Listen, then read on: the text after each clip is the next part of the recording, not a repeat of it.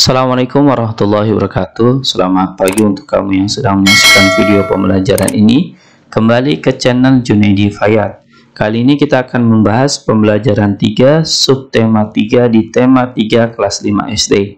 Adapun materi yang akan kita bahas pada video pembelajaran kita kali ini, yang pertama adalah pembangunan sosial budaya di Indonesia, kemudian keragaman di Indonesia, dan yang terakhir adalah hal-hal yang diperlukan dalam pembuatan iklan.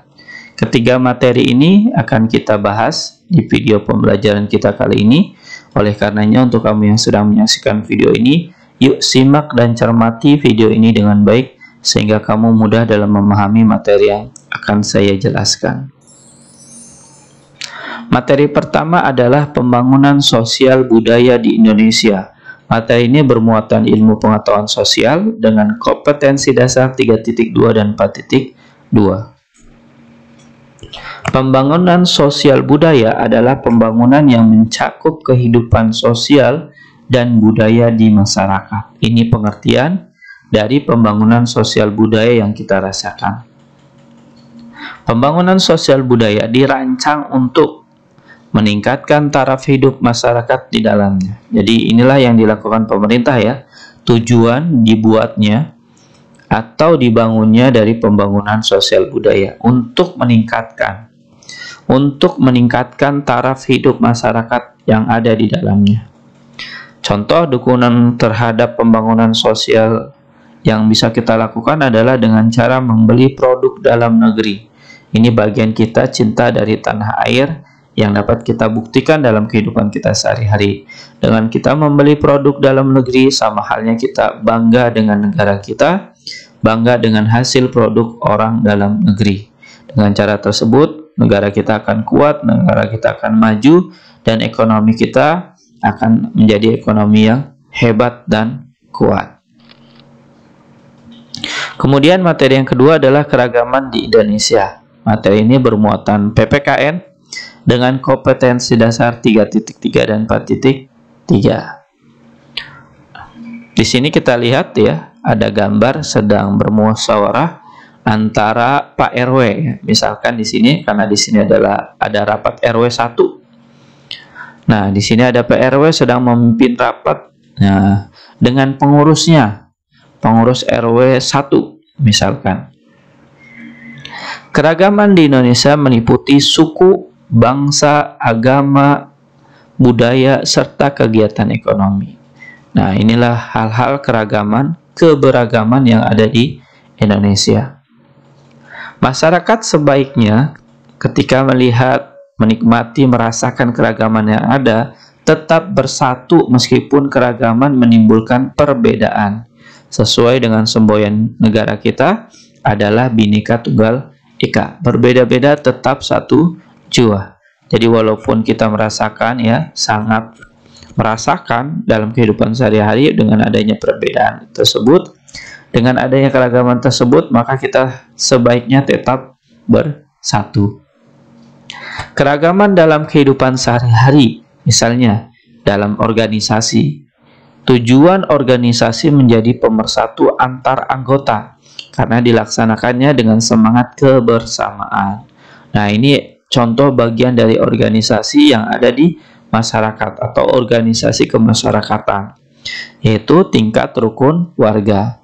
Nah, organisasi yang ada seperti ini sebenarnya adalah bagian dari negara kita sebagai pemersatu antar anggota. Jadi organisasi itu ada karena ingin mempersatukan setiap anggotanya dengan tujuan dan visinya. Jadi kalau nggak ada kesatuan di dalam organisasinya, maka bukan organisasi ya. Berikut beberapa faktor yang menyebabkan keragaman masyarakat di Indonesia. Pertama adalah kondisi negara kepulauan. Jadi karena kondisi negara kita bentuknya kepulauan dan banyak pulaunya, akhirnya menimbulkan 1, 2, 3 pulau ya, masing-masing memiliki kebudayaan, keragaman yang berbeda-beda. Kemudian letak wilayah Indonesia yang strategis. Nah, Indonesia itu letaknya posisi jalur transportasi yang benar-benar membuat Indonesia kaya. sehingga negara-negara maju ya yang menggunakan jalur transportasi airnya atau lautnya menuju Indonesia melalui Indonesia akan menimbulkan budaya-budaya baru yang masuk ke dalam Indonesia. Ketiga, perbedaan kondisi alam. Nah, ini juga menyebabkan keragaman di negara kita. Nah, kondisi alam ini maksudnya adalah ada yang tinggal di daerah pegunungan, dataran tinggi, dataran rendah, dan dataran sedang. Ini menyebabkan perbedaan dari masing-masing keragaman yang ada. Keempat, penerimaan masyarakat terhadap perubahan. Jadi kadang-kadang ada masyarakat di kita ya, tetangga kita atau siapapun ketika menerima budaya dari orang lain, dari negara lain masuk ke Indonesia, itu menerimanya dengan benar-benar menseleksi atau matang-matang menerimanya, sehingga perubahan-perubahan tersebut akhirnya masuk ke dalam keragaman yang kita miliki. Kelima adalah keadaan transportasi dan komunikasi. Jelas, dengan komunikasi yang semakin lama semakin canggih, efek dari kemajuan zaman, maka transportasi pun akan mengikuti zamannya juga, yang menyebabkan budaya-budaya dari luar mudah dan cepat sekali bisa masuk ke negara kita. 5 faktor yang menyebabkan keragaman di Indonesia. Berikut sikap atau perilaku yang mencerminkan penyelesaian dari keragaman. Di sini saya contohkan di sekolah dan di masyarakat. Mudah-mudahan dari 3 hal ini masing-masingnya kita dapat mempraktekkan dan mengamalkan dalam kehidupan sehari-hari. Pertama adalah di sekolah. Sikap atau perilaku yang harus kita cerminkan adalah bersikap dan bertindak bijak terhadap kelebihan dan kekurangan teman. Jadi apapun kekurangan yang teman kita yang dimilikinya, maka kita harus bijak. Kemudian kedua, menghargai pendapat dan sikap teman. Jadi inilah kelebihan yang kita miliki ketika memiliki teman ya, yang berbeda-beda, bersukunya sama ataupun beda, maka kita harus berbijak, bertindak bijak dan menghargai semua pendapatnya jika mereka mengeluarkan pendapat. Ketiga adalah menyelesaikan masalah. Jika ada sesuatu masalah yang menimbulkan efek perpecahan, pertikaian, maka harus kita selesaikan dengan cara musyawarah. Ini hal yang bisa kita lakukan ketika kita berada di sekolah. Lain halnya dengan di masyarakat, maka kita memiliki sikap yang harus kita amalkan adalah bersikap ramah kepada orang lain. Siapapun tetangga kita, baik di kanan, depan, maupun belakang, maka kita wajib memiliki sikap ramah, karena pada dasarnya semuanya memiliki kedudukan yang sama. Kedua, membiasakan saling membantu ya dengan sesama. Jadi ketika ada tetangga kita yang kesusahan, kekurangan, maka kita wajib membantunya. Karena bisa jadi suatu saat kita akan menerimanya dalam bentuk bantuan juga. Ketiga, menghargai berbagai macam karakteristik masyarakat. Nah, ini penting nih. Jadi karakteristik yang ada di masyarakat itu kan banyak ya, heterogen, bermacam-macam. Maka kita harus menghargai apapun perbedaan yang ada pada masyarakat. Tidak boleh memaksakan kehendak, tidak boleh memilih-milih tetangga, ya. Tidak boleh hal-hal yang berkaitan dapat memecah belah bangsa kita. 3 hal ini mudah-mudahan bisa kita amalkan, kita terapkan dalam kehidupan kita sehari-hari, baik di masyarakat maupun di sekolah. Kita lanjut ke materi yang ketiga dan sekaligus materi terakhir pada video pembelajaran kali ini. Hal-hal yang diperlukan dalam pembuatan iklan. Materi ini bermuatan bahasa Indonesia dengan kompetensi dasar 3.4 dan 4.4. Nah, di sini kita bisa lihat ya, sebuah produk iklan yang kita lihat, susu sehat. Susu sehat, susu murni tanpa pengawet. Ayo minumlah susu sehat, rasanya enak tanpa bahan pengawet. Tubuhmu sehat, otak pun cerdas. Diproduksi oleh PT Sehat Segar.